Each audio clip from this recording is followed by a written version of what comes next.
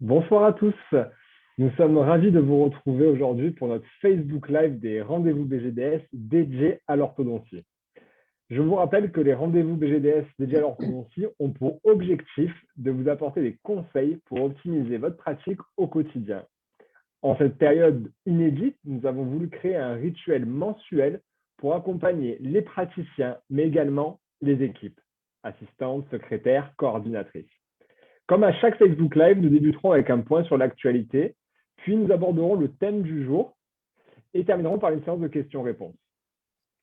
Aujourd'hui, nous avons le plaisir de recevoir Madame Sophie Belloir, formatrice au sein de la Binas Global Dental School, pour nous présenter le thème suivant qui est comment recruter à distance dans les cabinets d'orthodontie. Bonsoir Sophie. Bonsoir Lionel, bonsoir à toutes et à tous. Je suis ravie de vous retrouver pour cette quatrième édition des rendez-vous BGDS en orthodontie. Tout à fait. Alors, juste pour vous pouvez poser toutes vos questions en commentaire. Nous tâcherons de répondre à un maximum d'entre elles à la fin de ce Facebook Live. Donc alors, afin de contextualiser un peu le sujet, Sophie, peux-tu nous dire pourquoi on a mis ce sujet aujourd'hui, en cette période un peu inédite, de recruter à distance? Tout d'abord, Lionel, à Binas Global Dental School, cette année, on a constaté que la crise sanitaire a augmenté le nombre de recrutements dans les cabinets dentaires et d'orthodontie. Pour quelles raisons? Tout d'abord, le renforcement des protections, des règles d'hygiène, des obligations administratives, la pression des patients a découragé certaines assistantes en poste et provoqué des démissions ou des ruptures conventionnelles. C'est pourquoi d'ailleurs, je fais une petite aparté sur le sujet, quand cela est possible financièrement pour les cabinets, nous conseillons à nos clients orthodontistes de recruter une personne supplémentaire par rapport à leurs besoins d'effectifs pour anticiper justement les différentes absences successives de leur équipe, que ce soit, donc on l'a vu, les départs volontaires, maladies, les congés maternité ou les congés tout court. Bien sûr, on le constate, les choses ont beaucoup évolué. Avant, dans les cabinets dentaires, dans les cabinets d'orthodontie, on recrutait occasionnellement tout au long de sa carrière. Aujourd'hui, quelles qu'en soient les raisons, les recrutements sont de plus en plus fréquents dans la vie d'un cabinet d'orthodontie. D'ailleurs, si vous n'êtes pas organisé, vous risquez de recruter par défaut, à l'impulse ou de façon chronophage. C'est pourquoi nous vous conseillons d'utiliser des méthodes de recrutement adaptées à notre époque, efficaces et créatives. Les candidats n'en seront que plus intéressés et motivés à travailler pour vous. Alors, ce que nous vous proposons ce soir concerne le début du recrutement, la sélection des candidats. C'est une phase essentielle dans le recrutement. Nous avons découpé donc ce recrutement à distance en 4 parties, dont 3 vraiment à distance. Alors d'abord, l'entretien téléphonique, l'entretien en visio, c'est-à-dire en live, l'entretien en différé et l'entretien en présentiel. Cette nouvelle approche, Lionel, permet d'effectuer les 3 premiers entretiens à distance sans pour autant exclure un entretien en présentiel pour les candidats ultimes à la fin du processus. D'accord. Donc en fait, on va parler vraiment de la présélection. C'est vrai qu'en cette période un peu inédite, il y a souvent des absences ou des choses un peu qui arrivent au compte-gouttes qu'on a du mal à gérer. Donc c'est vrai que le recrutement fait partie des préoccupations des cabinets, et notamment des cabinets d'orthodontie où on sait que les équipes sont assez volumineuses. On compte beaucoup de personnel. Je te propose de commencer par le début, la Voilà. première phase, l'entretien Alors, téléphonique. l'entretien téléphonique, bon, qui est quand même bien sûr un entretien, le premier entretien à distance. Il intervient bien sûr une fois la première sélection sur CV a été effectuée. Et ce premier entretien téléphonique doit être court. C'est très important. D'ailleurs, c'est pour ça qu'on vous propose tout ce processus pour pouvoir notamment maîtriser le temps. Donc, ce premier entretien doit durer à peu près 15 minutes. Il sert à valider les critères techniques essentiellement, c'est-à-dire les horaires, les prétentions salariales, la connaissance de la formation diplômante ou des contraintes du métier. et à proposer également, en fin de cet entretien court, le protocole à suivre en s'assurant que le candidat avec lequel vous souhaitez poursuivre est équipé pour effectuer les entretiens suivants. D'accord, donc c'est vraiment une présélection très rapide en amont donc sur un panel de plusieurs candidats, on va éliminer en 15 minutes avec des questions plus voir si vraiment le poste, la situation du cabinet, du moins la géolocalisation du cabinet convient. Voilà. Si tous les éléments ont bien été Les pris en horaires, compte les dans horaires, l'annonce, en fait, les les horaires. horaires. C'est très important parce que souvent les erreurs qu'on fait, c'est qu'on commence à parler du contenu du poste au téléphone, on provoque des rendez-vous et finalement à la fin, on s'aperçoit que les horaires ne conviennent pas. On a donc perdu du temps. C'est des choses qu'il faut vraiment voir dès le début en amont, hein. Et, Euh, et peut-être qu'aussi, au moment où la personne a déposé sa candidature, peut-être qu'entre-temps, le moment, je ne sais pas combien de temps il peut se passer entre le moment où on dépose sa candidature et on fait ce premier entretien téléphonique, et peut-être que la personne a changé d'avis ou peut-être que vaut mieux peut-être poser le cadre dès le début, comme tu dis, avec les entretiens téléphoniques, ça peut être utile à ce moment-là. C'est très important, ça permet de perdre moins de temps pour la suite, hein. Une fois qu'on est assuré que les critères techniques, que l'amplitude horaire convient, que la fourchette au niveau salarial, des prétentions salariales du candidat, ben, ça reste dans la fourchette du cabinet, dans les possibilités, ben, voilà, on peut continuer. Mais c'est vrai que déjà, à l'entretien téléphonique, on peut quand même déjà vérifier que la personne, déjà, elle sait qu'elle a bien postulé chez vous, qu'elle est au courant, bon, qu'elle n'a pas envoyé des CV comme ça un peu au hasard. Également, on peut tester aussi son sourire au téléphone, son élocution. Bon, quand même des choses comme ça. Mais les questions doivent vraiment porter sur les critères techniques. D'accord. OK. Donc, une fois qu'on a fait ce premier entretien par téléphone, donc on fait un système d'entonnoir, en fait, un petit peu avec ces C'est 4 cela. étapes. On passe à la deuxième phase, donc cette fois-ci, qui est un entretien alors, en visio. Peux-tu Voilà, nous en en dire plus en visio, quoi donc cela c'est consiste l'entretien à distance, en à live, distance? qui consiste à organiser un entretien en visioconférence dans un temps pareil, un temps maîtrisé. Moi, je conseille pas plus de 20 minutes et il doit vous permettre plusieurs choses. Tout d'abord, de valider la présentation et là, sans masque, là, c'est un intérêt, hein, c'est-à-dire qu'aujourd'hui, si vous faites venir quelqu'un, bah, vous n'allez pas forcément voir s'il est souriant, et cetera. Donc, c'est important de valider aussi son contact oculaire, son dynamisme, et ceci sans le déplacement du candidat, hein. Ensuite, deuxièmement, ça vous permet de tester sa maîtrise des nouvelles technologies, d'effectuer enfin l'entretien en dehors du cabinet, au moment qui vous convient et depuis un lieu adapté, hein. Souvent, ça peut être des entretiens qui ont lieu en fin de journée, surtout si les candidats que vous avez sélectionnés sont déjà en poste. Du coup, vous permet de ne pas être obligé de rester au cabinet, vous pouvez faire ça à distance. Donc, c'est vraiment, j'allais dire, les trois choses importantes que cela permet. D'accord. Donc, un gain de temps à la fois, donc, du coup, pour le candidat, pardon, Ouais. et pour le praticien. Du moins, il n'y a pas de déplacement. Le fait de pouvoir se voir sans masque, évidemment, ça peut être c'est un avantage. Je sais que dans nos auditeurs, on n'a pas forcément on n'est pas tous technophiles, j'ai envie de dire. Oui, c'est vrai. Donc un entretien à distance avec des outils technologiques, ça peut des fois un peu freiner. Est-ce que tu as des conseils ou un protocole à mettre en place pour techniquement réussir cet entretien? Alors, c'est vrai que, peut-être que certains qui nous écoutent se disent: «Oh là là, c'est encore un moyen technique». Bon, aujourd'hui, c'est un peu le même principe, que pour les téléconsultations, hein. Il y a pléthore d'applications, et ça passe par des applications comme Skype, FaceTime, WhatsApp, hein, Google Hangout, Adobe Connect, GoToMeeting, Zoom. Mais ce sont des nouveaux outils de visioconférence grâce auxquels il est possible de mener un entretien en visio.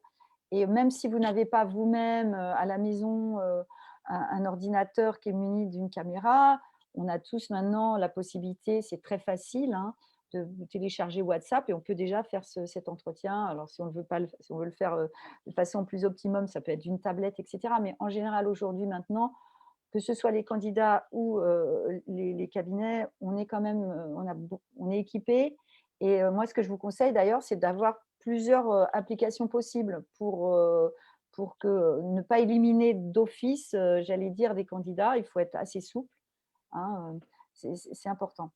Donc je pense quand même qu'aujourd'hui, dans les cabinets d'orthodontie, ils sont quand même munis de tablettes et tout dans les cabinets. Bon, si ça va plutôt poser des problèmes, pour certains candidats, c'est vrai, mais quelque part, un candidat, il peut aussi, s'il est motivé, se faire prêter, j'allais dire un ordinateur et cetera. Ça va aussi valider sa motivation et c'est très important, surtout qu'aujourd'hui, dans les cabinets d'orthodontie, on sait que les nouvelles technologies, c'est vraiment quelque chose qui fait partie du quotidien.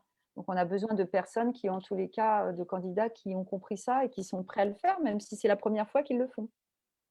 Oui, donc c'est un bon test, on va dire. Voilà, Puis après, c'est vrai, comme tu l'as précisé, du moins, on a commencé, du moins, on a déjà pris l'habitude avec les rendez-vous par téléconsultation d'utiliser ces technologies depuis l'an voilà. passé.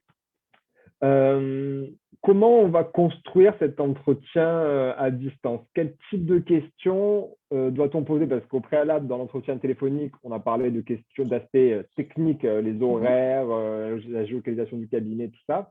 Maintenant, on est en deuxième entretien. Qu'est-ce qui se passe? Alors, dans cet entretien, tu l'as compris, hein, Lionel, il y a à la fois le côté timing, mais aussi, effectivement, pour chacun de ces entretiens, on va rechercher des choses, on va poser un type de questions.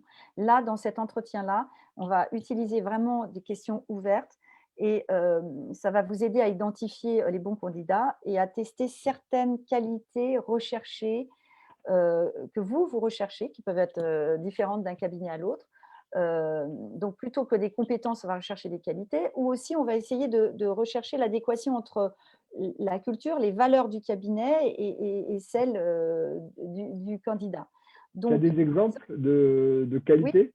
oui, alors Ah, par exemple, si on recherche quelqu'un qui va être autonome, par exemple pour tester l'autonomie, on va lui poser une question du style: «Qu'avez-vous fait lorsque votre employeur était absent et que vous deviez prendre une décision?» Si on veut tester, par exemple, un peu sa personnalité, quelles sont les 3 choses que vous avez, faites, au cours des 12 derniers mois pour vous améliorer? Si on veut tester, par exemple, sa débrouillardise, si vous avez un problème et que vous ne connaissez pas de solution, que faites-vous?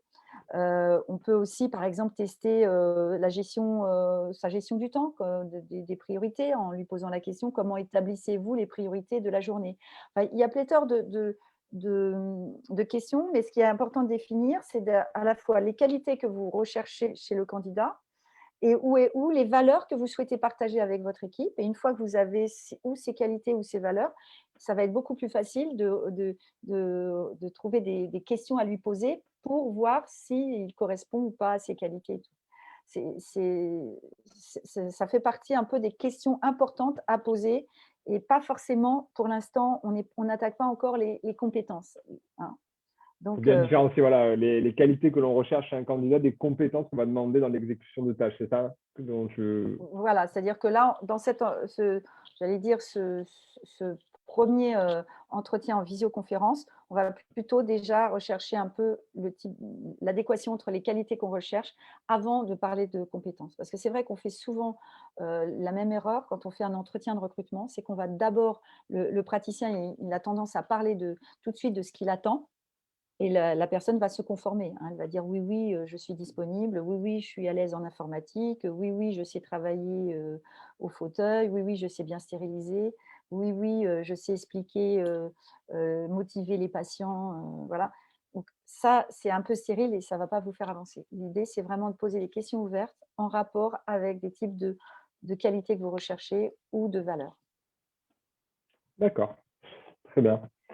Euh, du coup, donc on est là, on est donc à la phase 2 sur 4. Mmh. Donc, juste pour préciser, à l'issue de cet entretien, c'est à ce moment-là que l'on va venir proposer au candidat l'entretien en différé. C'est Voilà. ça? Alors, bien évidemment, comme tu l'as dit tout à l'heure au démarrage, je pense que tout le monde commence à comprendre que dans la méthodologie qu'on propose, il y a une espèce de sélection au fur et à mesure, hein. C'est-à-dire qu'une fois que vous êtes passé à ce 1er entretien à distance, enfin le 2e puisqu'il y a le téléphonique, ensuite en visioconférence, ce troisième entretien qui est l'entretien différé, C'est vraiment une option intéressante parce que là, vous allez donc proposer au candidat qui est donc sélectionné de préenregistrer un entretien. Vous allez donc, que vous allez pouvoir que le candidat va vous envoyer et que vous allez pouvoir diffuser à nouveau, voire même partager avec, par exemple, vos associés si vous avez plusieurs personnes qui décident pour ce recrutement, ou voire aussi partager avec les membres de l'équipe. Donc, c'est l'entretien différé qui est utilisé depuis une dizaine d'années aux États-Unis et qui vraiment a fait ses preuves. En fait, il se formalise en 3 étapes. Le recruteur rédige des questions et les envoie au candidat. Le candidat répond aux questions en s'enregistrant en vidéo et vous les transfère. Et ensuite, le recruteur visionne les réponses et sélectionne les meilleurs profils. D'accord. Donc, si je comprends bien, Sophie, la liste des questions pour l'entretien différé doit être rédigée et envoyée au candidat afin que le recruteur puisse, en fonction des réponses, comparer les différents candidats entre eux. En fait, on envoie la même liste de Bien questions sûr. à tous les Voilà. candidats Mmh. et après, on fait notre choix parmi déjà ceux qui ont bien voulu jouer le jeu de Bien faire sûr. l'entretien différé, la vidéo, et les autres candidats. Voilà. D'accord. En fait, c'est tout à fait ça. En fait, le recruteur doit rédiger à peu près, allez, on va dire maximum 5 questions auxquelles chaque candidat sélectionné va devoir répondre et s'enregistrer sous forme d'une espèce d'interview, mais tout seul. Et parce que lors des entretiens classiques, hein, c'est ce que je disais tout à l'heure, on pose des questions, mais qui sont souvent des questions fermées. Et là, on va donc, grâce à cet entretien différé, on va pouvoir évaluer plusieurs choses: l'efficacité relationnelle, la gestion du stress des candidats, parce que c'est vrai que c'est un exercice pas forcément facile et souvent, les candidats n'ont jamais fait cet exercice. Donc ce qui va être intéressant, c'est plutôt aussi voir comment ils prennent cet exercice. Est-ce qu'ils sont prêts à jouer le jeu ou pas? Et en fait, il y a plusieurs avantages, à la fois pour les recruteurs, mais aussi pour les candidats, qui ne sont pas négligeables. Alors, tout d'abord, pour le candidat. D'abord, ça va lui réduire ses déplacements et donc des frais de transport, mais surtout aussi un gain de temps. Ensuite, il ne faut pas oublier qu'avec ce processus-là, ce qui est avantageux pour le candidat, c'est qu'il a un temps de préparation pour apporter les meilleures réponses aux questions et se présenter ainsi sur son meilleur jour. Ce qui n'est pas le cas quand il est en entretien présentiel et que quelque part, il ne sait pas quelles sont les questions qu'on va lui poser. Ensuite, il va pouvoir réaliser cet entretien dans un milieu familier, ce qui va diminuer quand même son stress et permet en fait d'être plus performant dans les réponses. Il va pouvoir même, s'il veut, revisionner et réenregistrer s'il trouve qu'il n'est pas bon. Donc ça, c'est intéressant pour le candidat. Maintenant, pour le recruteur, il y a aussi d'autres avantages. Pareil, pour lui, c'est un gain de temps. C'est toujours pareil, c'est formalisé. Il va avoir des réponses précises à des questions dans un temps donné, hein, puisqu'on va timer aussi ça. Il a la possibilité de donner la chance à plus de candidats que s'il ne reçoit à chaque fois 1 heure des candidats, à un moment donné, c'est chronophage. Il va donner une image de son cabinet innovante, hein, et identifier plus facilement, plus efficacement, pardon, le bon candidat. Hein. Donc, parce qu'il va pouvoir effectuer cette dernière sélection en maîtrisant son temps et en ne gardant les entretiens physiques qu'à la fin. Donc, peut-être qu'un ou 2 candidats ultimes, maximum 3. Ce qui permet vraiment de bien, tout au long du processus, de maîtriser le temps et de pouvoir partager ça avec, par exemple, des associés, enfin d'autres personnes qui ne vont pas être peut-être présentes au même moment que lui dans tous ces différents entretiens. Oui, par exemple, c'est la personne, moi, si vous voulez avoir, il y a des associés, comme tu disais, du moins, qui n'est pas disponible pour faire des rendez-vous Mhm. téléphoniques. Au moins, cette vidéo permet en fait de le regarder avec du recul Voilà. de la part des. Et on a bien posé les mêmes questions à tous les candidats. On va pouvoir voir comment ils se débrouillent au niveau de leur, j'allais dire, de la façon de gérer ça, leur présentation, s'ils s'expriment bien, s'ils gèrent bien leur stress. C'est vraiment très intéressant comme exercice, à la fois pour les candidats d'ailleurs, mais aussi Mhm. pour les recruteurs. Ok, donc c'est à la fin donc cette sélection de vidéos. Mhm, Donc après, mhm. je suppose qu'on recontacte les. Donc on a dit maximum 3 candidats Ça dépend vraiment à chaque recrutement. Vous savez, Il ne faut vous pas en pouvez avoir avoir beaucoup. des fois au départ une centaine de candidats, des fois au départ une centaine de CV, vous en sélectionnez peut-être des fois 10, des fois 3, enfin ça dépend, hein. Mais c'est vrai que l'intérêt, c'est que ça amène, si vous voulez, pour les entretiens en présentiel, où là, on conseille que ça se passe quand même dans le cabinet parce que ça va permettre quand même aux candidats aussi de voir l'environnement, de ne pas être obligé d'avoir une quinzaine de rendez-vous d'une heure avec tous les candidats qui se présentent, quoi. Et de faire juste une sélection sur CV et après un entretien. C'est énormément chronophage, alors que des fois, au bout de 5 minutes qu'on reçoit la personne, on se rend compte que ça ne va pas le faire. Voilà. Mais ça permet, bon, il y a cette maîtrise du temps, mais ça permet aussi de déceler un certain nombre de choses par étape. Et toutes ces étapes mises bout à bout, ça permet aussi de faire ce que tu disais tout à l'heure, Lionel, c'est-à-dire que le candidat aussi, ça lui permet de réfléchir. Au début, on est enthousiaste et on dit oui à tout, et puis au fur et à mesure, voilà, aussi, parce que les candidats, ils ont le droit aussi de sortir du processus si finalement ils ne le souhaitent pas, hein. C'est dans les deux sens. Donc là, on arrive Au au quatrième. candidat ultime, à la dernière phase. Et donc là, on prévient le candidat que l'entretien physique va être ponctué par des tests et des mises en situation. Donc là, pareil, il faut se fixer un temps, hein, en fonction de tout ça. Ça peut être un temps où le candidat va passer des tests, un temps donc après où on a un entretien. Et on prépare donc des questions qui vont être beaucoup plus là à partir du CV, où là, on va rentrer un petit peu plus dans le parcours, j'allais dire les compétences, essayer de déceler les compétences au travers plutôt de tests et en essayant de leur poser des questions plutôt où on va leur demander de s'auto-évaluer sur un certain nombre de choses. Alors, ça dépend des postes, si c'est des postes plus de communication ou des postes plus techniques. On va faire des tests de mémorisation, on va leur demander de faire des courriers et on va leur proposer des mises en situation. Je suis désolée, je n'ai pas éteint mon téléphone, ce qui n'est pas bien du Les tout, aléas du direct, c'est les pas grave, aléas du Sophie. direct. Et donc, on va pouvoir en fait comparer entre ce qu'ils disent et ce qu'ils font et voir du coup un peu comment ils s'évaluent. Est-ce qu'ils se surévaluent? Est-ce qu'ils se sous-évaluent? Et on va donc du coup pouvoir avoir au travers de ces 4 types d'entretiens, j'allais dire un panel de pas mal de choses et qui va nous permettre de vraiment après prendre la décision finale de façon beaucoup plus efficace, factuelle et surtout sereine. D'être un peu moins à l'impulse voilà. Donc ça, c'est vraiment ce qu'on vous propose et ce qui va vous permettre aussi de déceler beaucoup plus de choses en un minimum de temps. Ben, merci beaucoup, Sophie, pour cette présentation du processus de recrutement à distance en 4 étapes.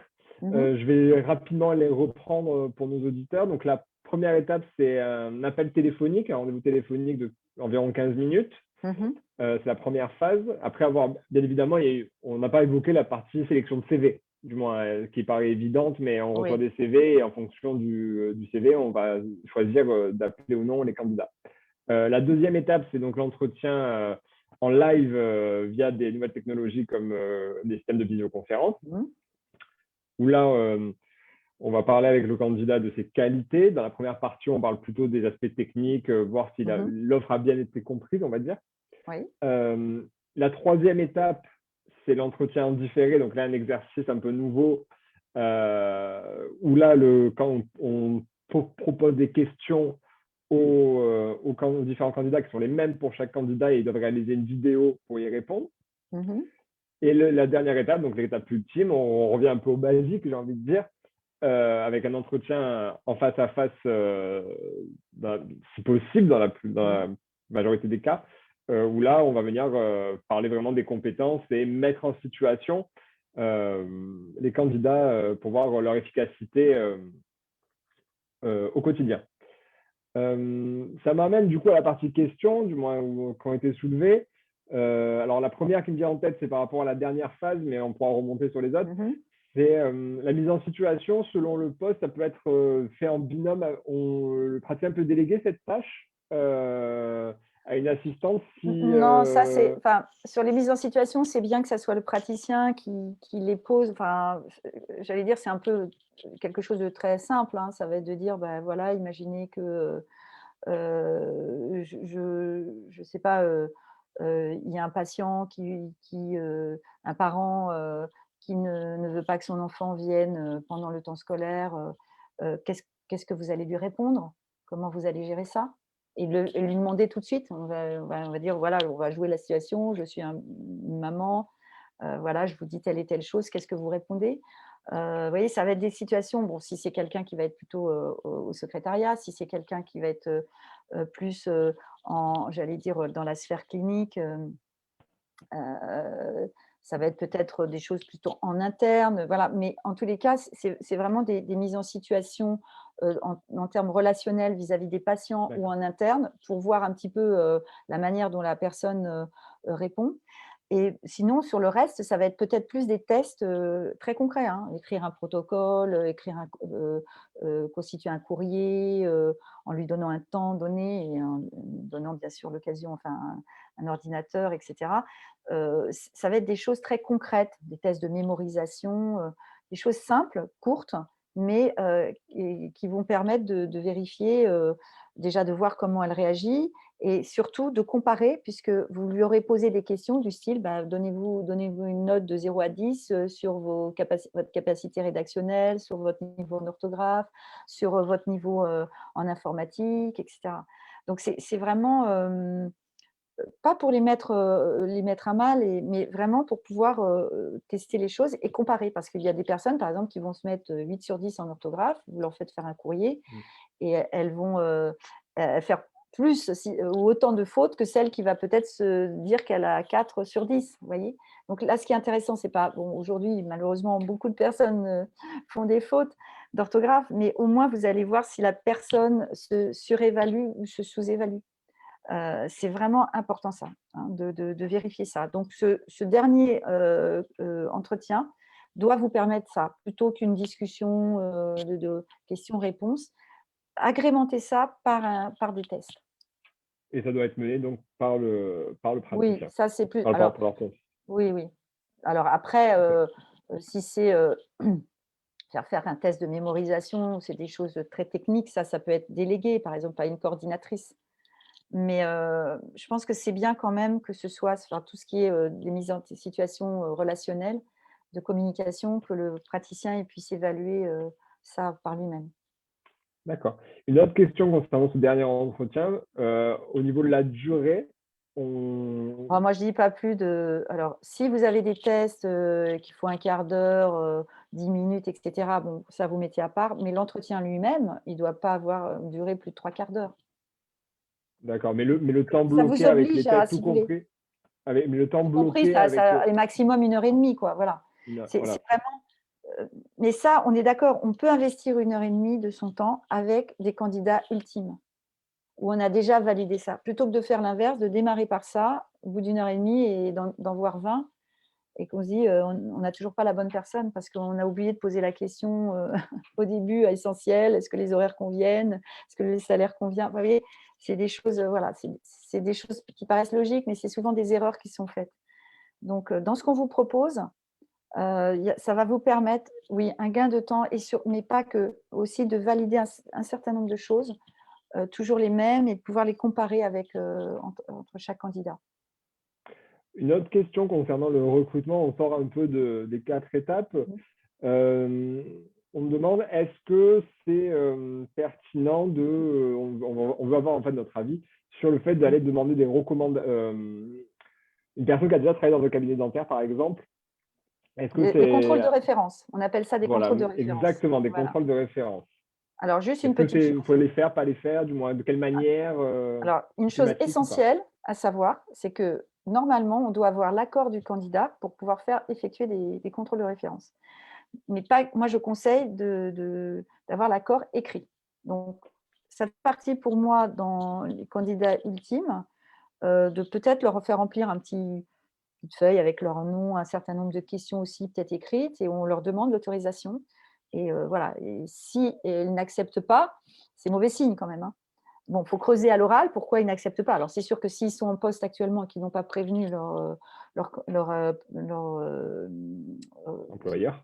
employeur actuel, bon, c'est normal, hein. Bon, voilà, il faut d'abord qu'eux-mêmes le préviennent. Mais sinon, voilà. Et ça, vaut mieux le faire dans le respect un peu de la loi. Enfin, je trouve que c'est Bien plutôt sûr. bien. Mais oui, sinon, une fois qu'on a l'accord, c'est intéressant de faire des contrôles de référence. Oui. Très bien. Bon, ben, Sophie, je vois que quand le temps est écoulé, que ce rendez-vous, ce quatrième rendez-vous quand même des BGDS dédié à l'orthodontie touche à sa fin. Merci beaucoup pour tes conseils. Avec plaisir. J'espère ils vont aider énormément les cabinets d'orthodontie en cette période. On a quand même un petit cadeau pour eux, en lien bien évidemment avec le thème du jour. On va vous mettre à disposition un livre blanc qui reprend des exemples en fait, de questions à poser pour chaque entretien. Au moins, ça va vous permettre de vous guider dans cette démarche-là. Je vais vous le mettre tout de suite en commentaire.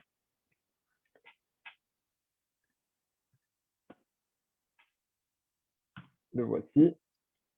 Voilà, donc n'hésitez pas à le télécharger, c'est gratuit, c'est vraiment pour vous. Donc merci vraiment à tous pour votre présence. Sachez qu'un replay ainsi que le lien pour télécharger le livre blanc seront quand même mis à disposition sur notre page Facebook ainsi que sur notre site internet bgds.fr dès demain. Pour celles et ceux qui ont des problématiques de recrutement, nous avons notre porte ouverte. Donc, si vous avez envie de nous poser des questions, besoin de conseils, je vous invite à prendre contact avec nous pour en discuter avec l'un de nos experts. Sur le management aussi, hein, tout Sur le simplement. management, bien évidemment, Sophie, parce qu'il n'y a pas que le recrutement dans cette chose-là. Donc, sur tous les aspects managériels, du moins sur tous les aspects humains, on va dire, du côté de la pratique dentaire, voilà, n'hésitez pas à venir nous poser vos questions. Alors, soit on demande en message privé via notre page Facebook de la Binas Global Dental School, ou directement par mail à contact@binas.com. Notez également que vous pouvez retrouver toutes nos actualités, tous nos conseils, toutes nos formations, tous nos cycles de formation sur notre site internet bgds.fr, mais également sur nos réseaux sociaux, sur Facebook, donc Binas Global, la page Binas Global Dental School, mais également sur Instagram, on a un compte groupe Binas. Donc merci encore Sophie, merci à tous de nous avoir suivis, je vous souhaite une très bonne soirée et je vous dis à très bientôt. À bientôt Lionel, merci.